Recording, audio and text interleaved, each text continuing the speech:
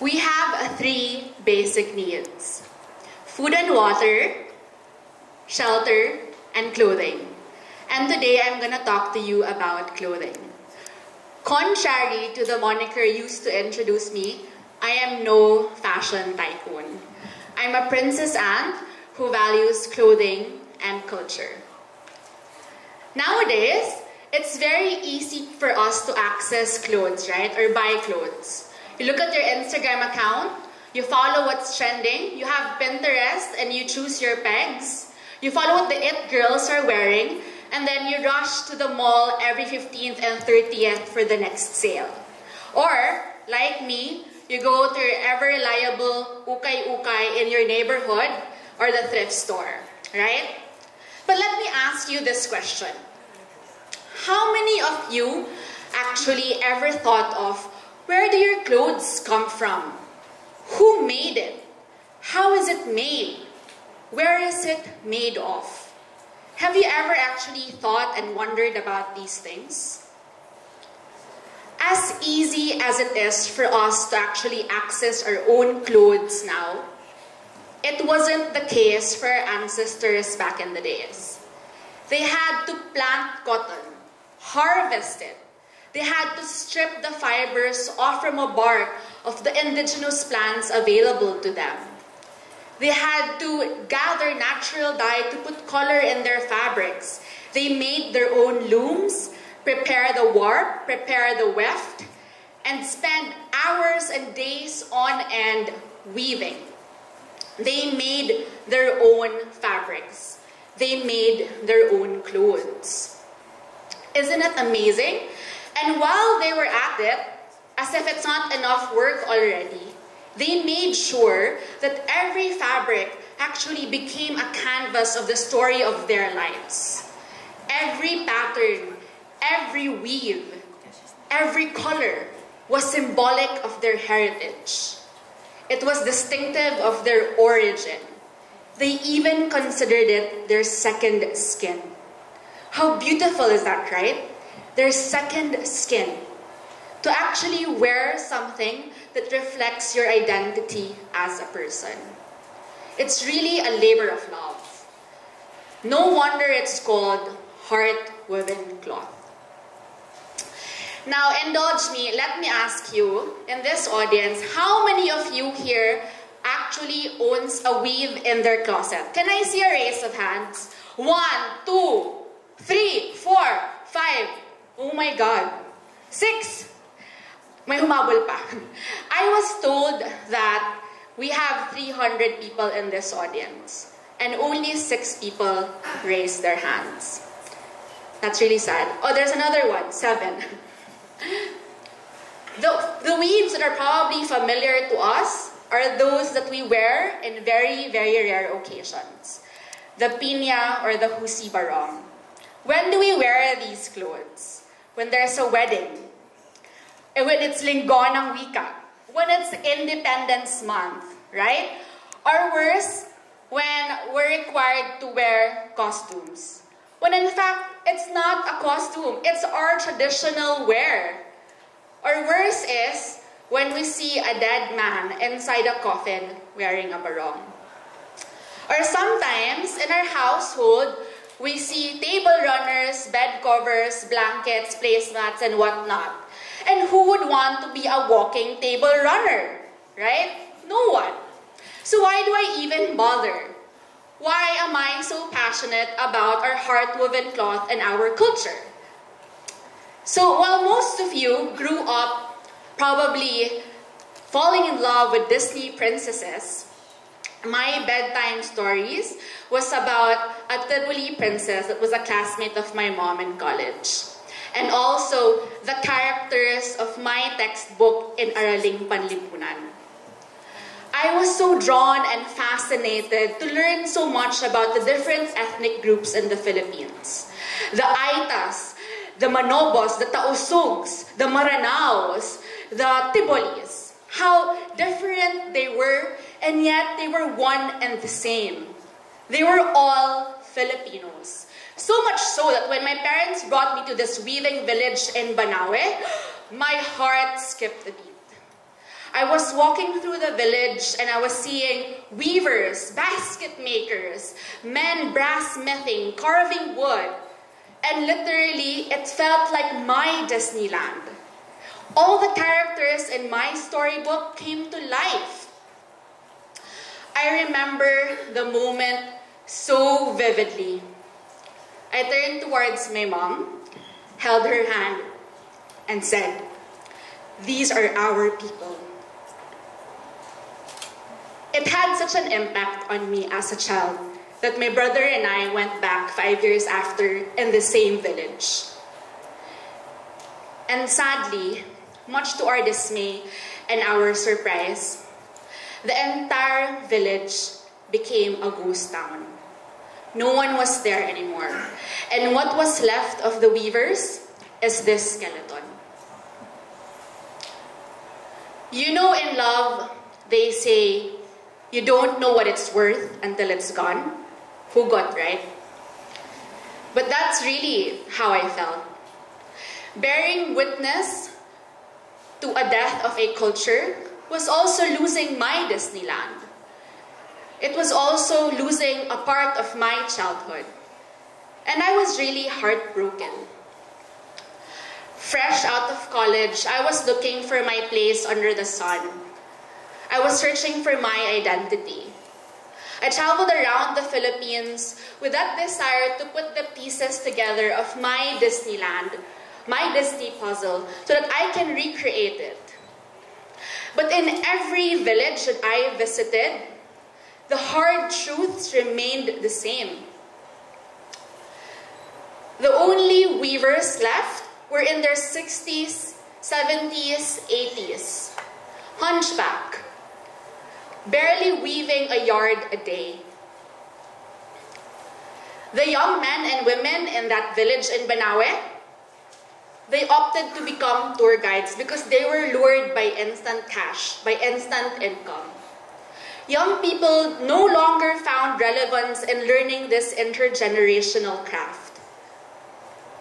They would rather go to the cities and seek for greener pastures. Weaving went beyond its ritualistic value and became a source of livelihood for women. But that's not the case. It doesn't put food on the table.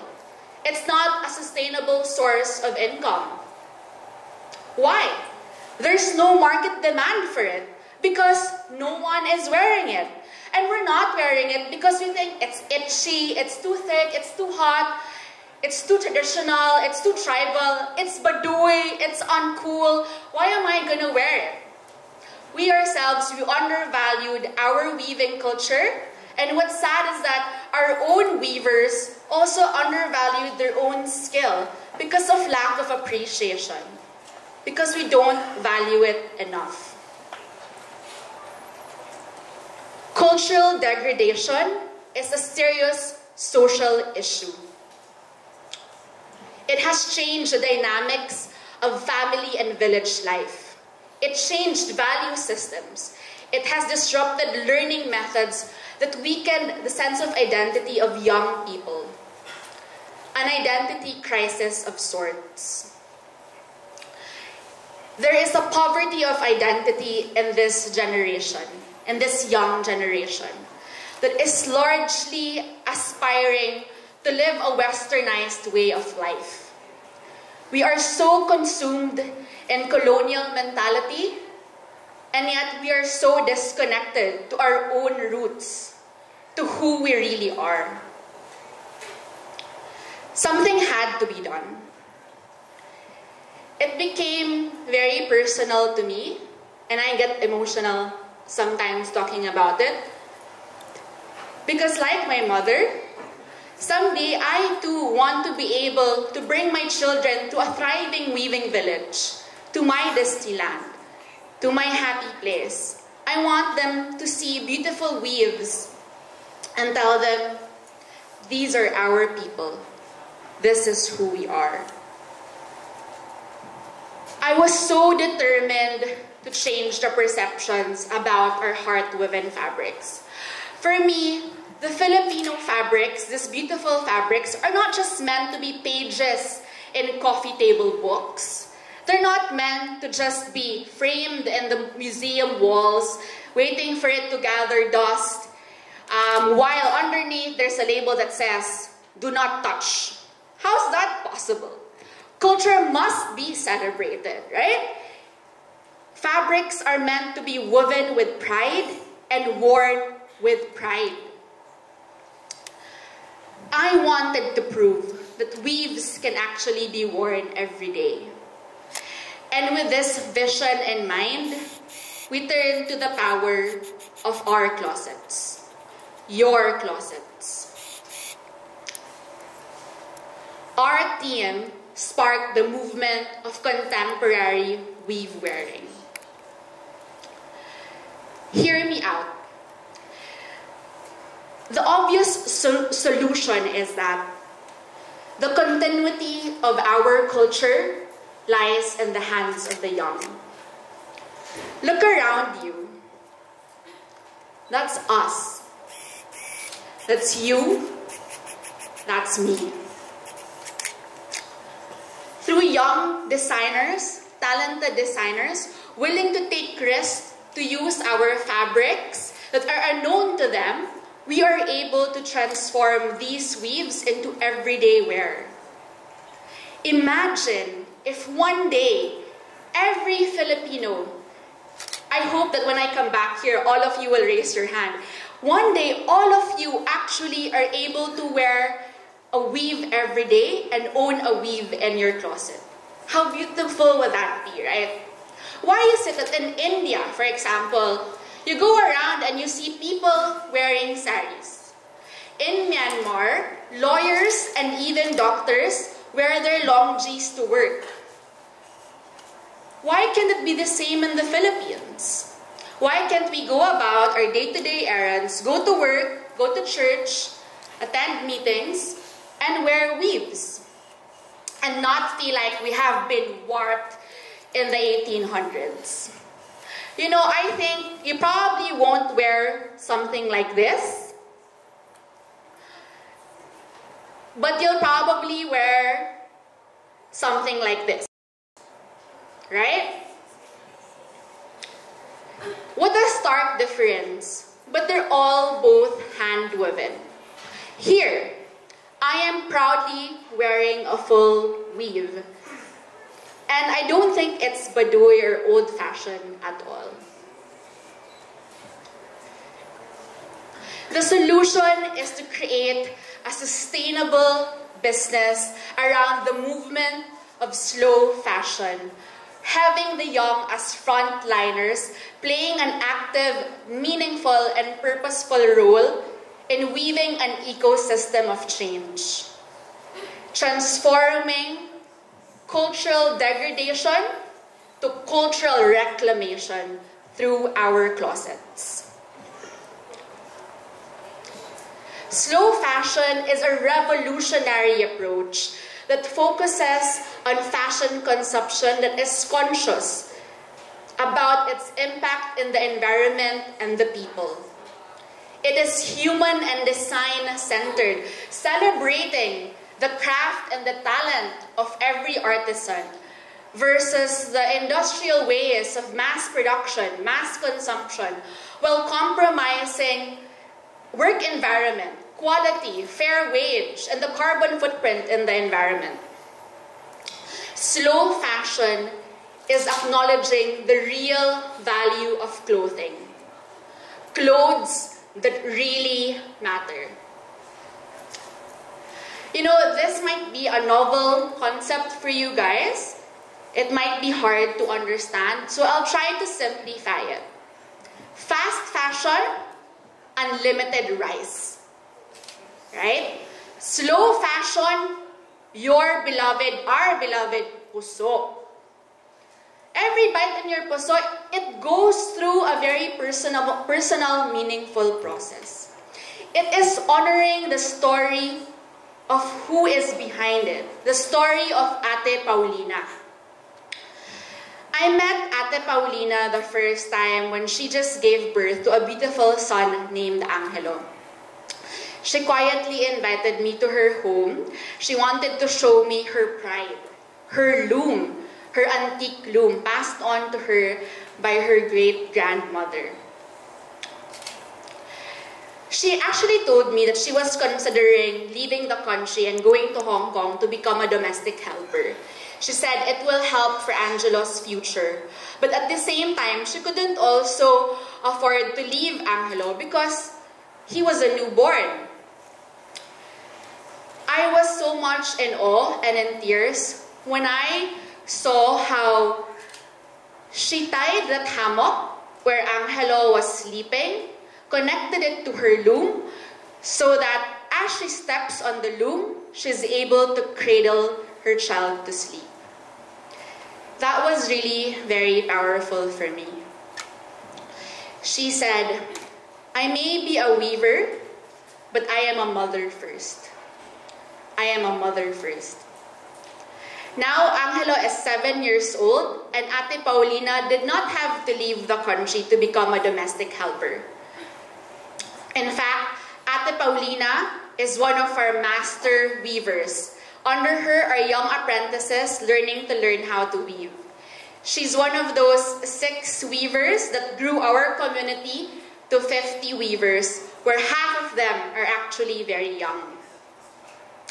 But it's not only the likes of Ate Paulina that will keep our culture alive.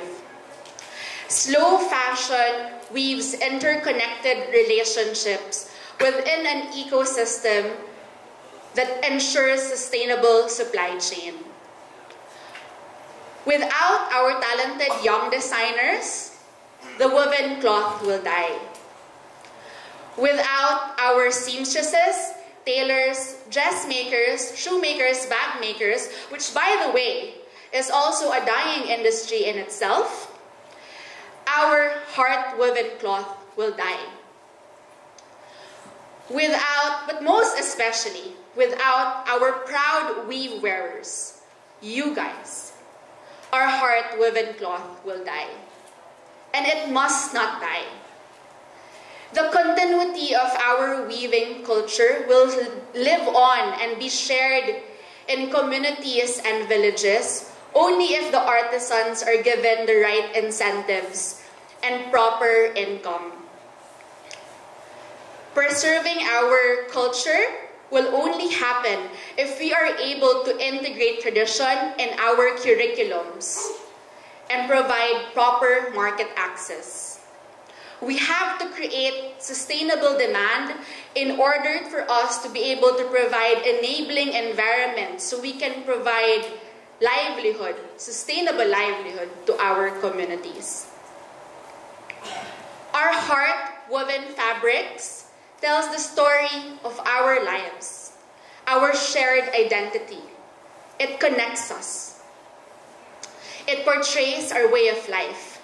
It is the tapestry of who we are. Don't wear weaves to feel good. Our weavers don't need your pity purchase. Wear it because it reflects who you are. It matches your lifestyle.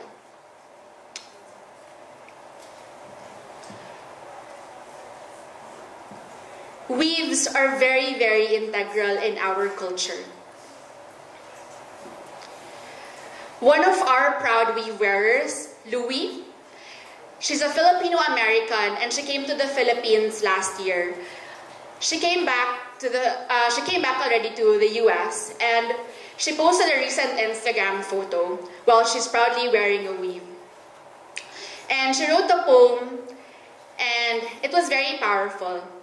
She said she came back to the US with a higher sense of pride for her roots and she saw the country in a different light, away from all these negative narratives about the Philippines. The line in the poem read, I wear to never forget. I wear to never forget. I wear my tribe with pride because someday I'm gonna be a mother too. And I want to be able to dress my children in beautiful Filipino weaves. Again, one day, I want to be able to bring them to thriving villages, weaving villages. my Disneyland, my happy place, and tell them, these are our people. This is who we are. Know who made your clothes. How is it made? Where is it made? And what is it made of? Honor the connection and wear with intention. Thank you very much.